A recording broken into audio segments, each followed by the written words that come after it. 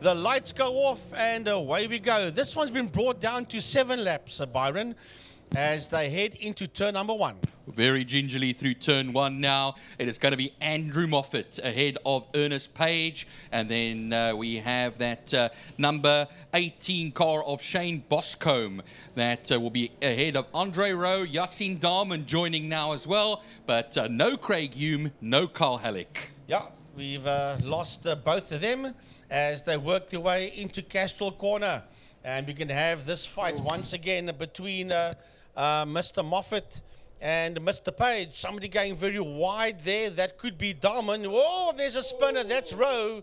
That's Andre Rowe, the 74 car that's turned it around in the exit of turn 2 Castrol. Well, the rest of the field make their way through turn 3 now. I do see Craig Hume is in. I made a mistake there. My apologies. I think it just came up onto the timing screens as the leader and second place are now through the double apex right-hander at Saddle Sweep. Shane Boscombe in 3rd position, and that means that Craig Hume has come up nicely now into 4th, and that will be, of course, Andre Rowe. Did he get going again? I think he would have. So the leader's going down the back straight into turn number 5, working their way into Pertamina Fostron. And even the camera lenses are full of water. That is Andrew Moffat making his way out of turn 5. Right behind him, we've got Ernest Page in P2. The gap between Moffat and Page, pretty big at this stage of the game, but it's only the beginning of the race. Then it's a huge gap before we see Shane Boscombe. And right on Shane's case, I believe that could be Yassine Darman, as the leaders are now making their way towards turn number 1. And there you see Moffat being chased down by Page. Yeah, Boscombe will cross the line as we go now into this first two. You're quite right there. I made a mistake again. Yassine Darman is in 4th position at this moment in time. Yeah, they gingerly make their way. You can see how nervous they're going through that first turn section. And there is an extra car out there. That will be the Andre Rowe car, Shirley, who had that spin on the exit of turn 2. Right, so here they come, out of Castrol Corner. Andrew Moffat, he was 2.8 seconds behind him, or should I say ahead of Page when they started this lap. Ernest will try and catch up to him as they make their way into turn 3. Interceptor, very, very nervous supercars. These are in general. And now you put some water down on the racetrack, and it's going to be a lot more tougher for these guys. We'll ask Page, Ernest, when he comes and has a chat to us later on how race 2 was. Shane Boscombe still in 3rd position. As you see the water on the camera lens there, difficult to pick up those cars, Byron. But down the back, man, they go. Andrew Moffat, P1, Ernest Page, P2. Yeah, down the straight as they go. That curved back straight towards turn 5. Lots of rain we've had over the last number of weeks. You can see it by the very green grass around Killarney. It looks absolutely stunning. And, well, there goes Andrew Moffat, a veteran in this class. Many, many years now, and also another veteran of racing, Ernest Page. They were 2.8 seconds between each other the last time around as Shane Boscombe and Yassine Darman make their way into that right-hander at turn 5, and the leaders have made their way across the line now, Frankie. Yeah, there's 2 seconds, 2.084 between Moffat and Page as they make their way out of turn number 1, heading down into turn 2 Castrol. We'll watch Boscombe cross the line, and he makes his way into so that's Darman, that's Yassine Darman, and he's 16.3 seconds behind the combination of Moffat and Page in that 3rd position.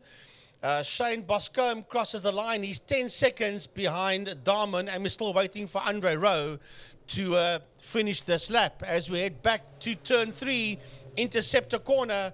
And still, as the rain has now subsided a bit, it is Ernest Page trying to get past Andrew Moffat. The gap is a little bit closer, but not too much, as they make their way into the double right-hander.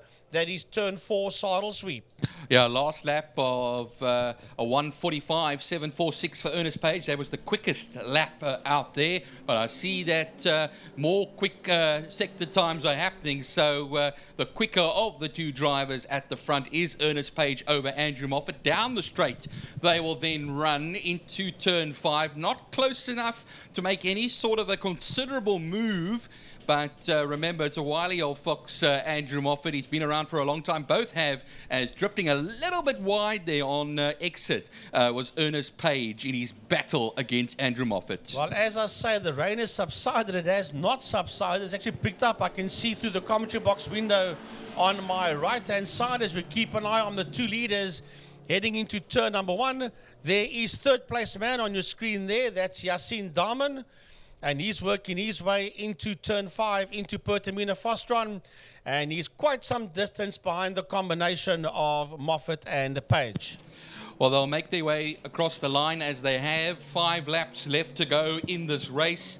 Yassine Daman will cross the line. Here come our two leaders now. 1/10 of a second. Ernest Page was quicker on the last lap. But you can't really watch the times here in these conditions because anything can happen. You just saw it now as Andrew Moffat just drifted out a bit wider than Ernest Page did. And that would allow Ernest Page just to come a little closer this time again. Through turn 3 they will go. And then onto that Tygerberg straight. They've got a mighty advantage over Yassine Daman. And he too over Shane Boscombe. You were talking about times earlier on. Look at that time. Ernest Page, the quickest man, 144.198. That shows you what the track conditions are like as we keep an eye on the two leaders through the double right-hander. Cyril sweep down the back man. They go, they're somewhere behind that water droplet you see on your screen as they work their way down the back straight towards turn 5 Fostron corner. Moffat from Page and a huge gap before we see Daman, Boscombe and Rowe. I always say a big kudos to the marshals, photographers and everybody out there in the rain. And thank you for keeping us going in these conditions. But we now make our way down to the start-finish. It's going to be 4 laps left to go when they cross that line. And every single time you see, is Ernest Page close enough? He is not close enough. Now, a 144.8 for Ernest Page, a 145.1 for Andrew Moffat. Well, he was only a 1/16 of a second behind Moffat, so Ernest is really hunting him down. He wants that win. He might just, as they work their way up the Joubert Straight towards Cashel Corner, be playing the waiting game, I was going to say. And as I say that, the conditions catch out Andrew Moffat, and he sends the car into the countryside. The officials will be watching closely to see when they will call this race. We thought it was going to be a 7-lapper. It is a full 8-lapper at the present moment. And thankfully for Moffat, he gets going again. Loses the lead, though, to Ernest Page, but keeps ahead of Yassine Daman at this time because of the massive advantage. Well, Page will be laughing. I was going to say that as we watch Ernest Page make his way towards turn 4, I was going to initially say that he's sitting behind him playing the waiting game and putting a touch of pressure on the man you see on your screen there now, which is Moffat, and maybe a touch of pressure, lapse in concentration. It's not an easy car to drive in wet conditions, and he just caught Andrew Moffat out as we watch Ernest Page race down towards, if you can call it race, because he's trying his hardest out there, working his way through turn 5, through Pertamina Fostron. And 3 very tricky laps lie ahead for our field as Ernest Page makes his way down to the line. His fastest lap, a 144.1, was last time out 7/10 of a second off of that pace, but across the line to a 145.456 for him now. As we look at Moffat, that's now in second position. Just before that, the very same shot you see there now, when Page came through, you saw the nose of that supercar walk around as it searches for the track under these very tough conditions. That's Yassine Daman, you see on your screen, working his way through Fostron Corner in a distant third position as the leader makes his way into Castral Corner. We still stay here with Daman. Daman making his way into turn number 1. Shane Boscombe, that's the man from Line Property Management, the main sponsor for 2024. making his way through Foster on turn 5. That is turn 4 that he's fourth position going through turn 5. And then don't forget about Andre Rowe, still circulating. He did go farming earlier on, probably the first man to find the infield, and then he will be making his way around still in turn 5 at the moment. But here comes second place man, was going through turn 3. Turn 5 is going to be Andre Rowe at this time, and only 5 of them are left in this race. No Craig Hume, no Carl Halleck. Lead again down the back straight, all on his own. And he's 15.2 seconds ahead of Moffat. He's race leader Ernest Page, working his way through Foster on corner. When he crosses the line, he'll start his penultimate lap. Oh, it's not easy. That supercar is walking around and wandering around underneath Ernest Page. And he is fighting this thing to keep its nose pointing in the right direction. Here comes Ernest, getting the thumbs up there by the start-finish line as he makes his way into turn number 1. And he is a sizable distance ahead of Andrew Moffat. That's in that second spot. Started that penultimate lap, Ernest Page. Andrew Moffat will do likewise now. And he'll go off the racing line and charge it up to turn 1. And Holzhoek, and then Yassine Darman in third position. So everybody all well spaced out as far as things are concerned. Not that easy for these supercar guys. Somebody has lost it there. I think that is again going to be Andre Rowe. I would think you're correct, yes. That was on the exit of a Castrol corner. That would be the 74 car of Rowe. As we look at the leader go through Interceptor corner, that is Ernest Page, making his way up the Tygerberg Hill towards turn 4, Saddle Sweep. Not easy conditions. The rain is now pelting against the commentary box window, and you got to feel for these guys out there in these very nervous supercars. So it's only this little bit and the next lap left to go for Ernest Page down the straight as you go. Now you can see on the screen at home how considerable the track is as far as it's being wet. And now down towards the last turn on the lap, turn 5, Pertamina Fastron, as you can see on the boards to the left-hand side of that Ernest Page car. And then one more lap left to go. Well, Andrew Moffat put in purple sectors in Sector 2 and Sector 3, did Andrew Moffat. So let's have a look and see, will he be the quickest man out there? Or will the 144.198 of Page still stand? That is Andrew Moffat. That's going through screen now. That's in that second position to race leader Ernest Page. Ernest has started his final lap already. Moffat will now start his final lap. And he will not be the quickest man out there because he had a slow Sector 1. So the 144.198 for Page still stands. All right, so Page makes his way into turn 2 for the last time today for him. And a sigh of relief will be breathed at the end of this lap, definitely. But he must first get there. He's coming very slowly out of turn 2 and towards turn 3 now. And likewise for Andrew Moffat, as they gingerly, at pedestrian pace, make their way through, but there's no other way to do it. This is knife's edge stuff. Can you believe that Ernest, the man on your screen there's last lap was a 148.814. That is how this track conditions with the rain is causing havoc to the supercar drivers. Byron, put yourself in that man's seat there and Moffat and everybody else. Can you imagine?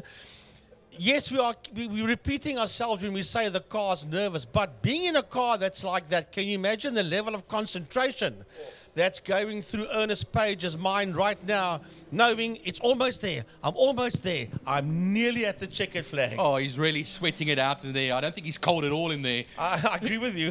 He's going to get out into the cold weather and he's going to feel it afterwards as well. But he's put in a fantastic drive, as we know Ernest Page does. What a Superman. He was down here in the commentary box doing the breakfast show as well. He's out there taking the victory. Beautiful stuff from the man there. The Opel Supercar winner for today, Ernest Page. Yeah, Ernest Page comes home in P1. So now we're going to pick our attention. Here comes Moffat. Moffat storming across the line. Wow, what a fight back by Andrew Moffat. He was 15 odd seconds behind. It's now only 11.416. So he made up a good couple of seconds there on race winner Ernest Page. Well, we look out to Yassine Darman, who's now on the back straight, making his way towards turn 5. So there we go, turn 5. And we still have making his way around. That is Andre Rowe. That's had 2 spins and a bit of an adventure today. He finishes a lap down, so he'll be relieved not to do an extra lap. And then Yassine Darman and Shane Boscombe. Here comes Yassine Darman out of turn 5. Yeah, Darman will finish in that 3rd position, working his way towards the checkered flag. Yassine Darman missed out on race number 1. Comes back and finishes 3rd in race number 2 as he crosses the line now. And he finishes 51.3 seconds behind 2nd place man Andrew Moffat. And then just keeping our eyes peeled over here for, there we go. He blends in, he's got a grey silver car. He blends in with the mist and the rain and everything like that. It's Shane Boscombe, who finished 3rd in race 1, finishes 4th in race 2 and gets his way across a full 8 laps. Yeah, and he was 27.3 seconds behind Yassine Darman in that 4th spot, with Andre Rowe in P5, and he was 1 lap down. Oh, there we go. There's the other one. That's just the replay of that incident with in the Formula Vs, and that's the replay of the 1st spin by the 74 car of Rowe, and that's the replay coming out of turn 1 of the little off-circuit expedition there by Andrew Moffat.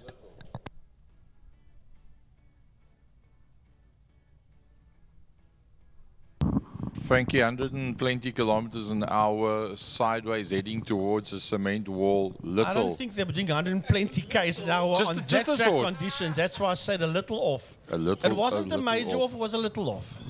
I'd hate to see what you call major.